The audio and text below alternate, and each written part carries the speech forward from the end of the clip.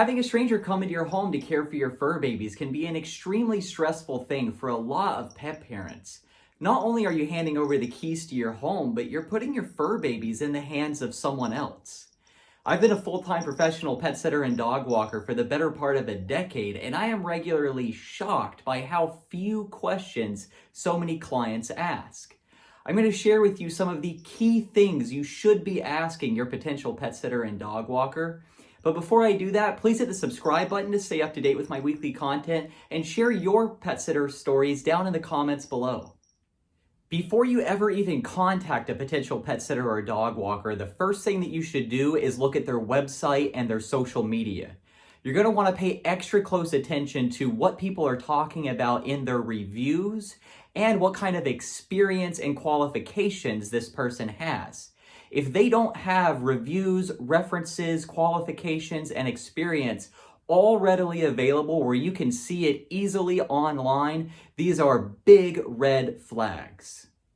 After reviewing this information and making sure you are dealing with an experienced professional, you'll want to ring them up and ask, are you licensed, insured, and bonded?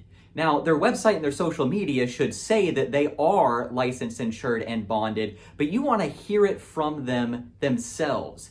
And you're going to want to see proof of this. Say, I need proof that you are insured and bonded. These are huge, huge things, and it's often overlooked by a lot of pet parents.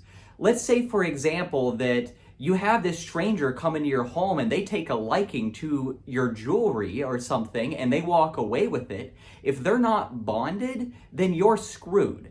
Or let's say that they take your dog for a walk and your dog bites a stranger. If they're not insured, you're now stuck with all of those medical bills and all of the aftermath that will follow. I can tell you as a professional myself that bonding, licensing, and insurance is cheap and easy to get. So there is absolutely no excuse for any true pet professional to not be bonded, licensed, and insured. Remember, ask to see the proof. The next thing you're going to want to ask this potential pet sitter or dog walker is, how do you know that you are getting what you paid for? Any true pet professional is going to have a way of proving to you that you are getting the service that you are requesting and paying for. There are a lot of apps, both paid and free, where pet sitters and dog walkers can track their GPS location and time themselves so that you know that you are getting the right amount of time and that they are walking the appropriate distance and route with your dog. Again, this is something that is very easy to do. It can be done for free, so there's no excuse to not have it. The next thing that you're going to want to ask about is, what is their emergency plan? We all know that there's 1,000,001 things that can go wrong on a daily basis. So you need to know that your home and your pets are being taken care of. What's going to happen if your pet sitter gets into a car accident or gets sick, or a hurricane comes through, or there's a fire, or a flood, or a million things that could potentially happen that you haven't even thought of yet? Any true professional is going to have thought about every one of these instances, and they are going to have a written out plan for every single thing that could happen and how they are going to handle it. You are paying for your pets and your home to be taken care of. So you need to know that that is going to happen no matter what. Next, I would ask about their policies and ask to see everything in writing.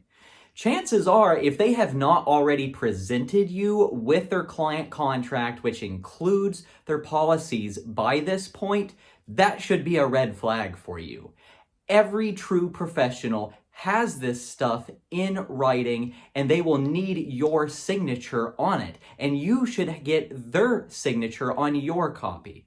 This is very important because without all of this stuff written out in black and white, then it's a he said, she said type of deal, and that never ends well for anyone.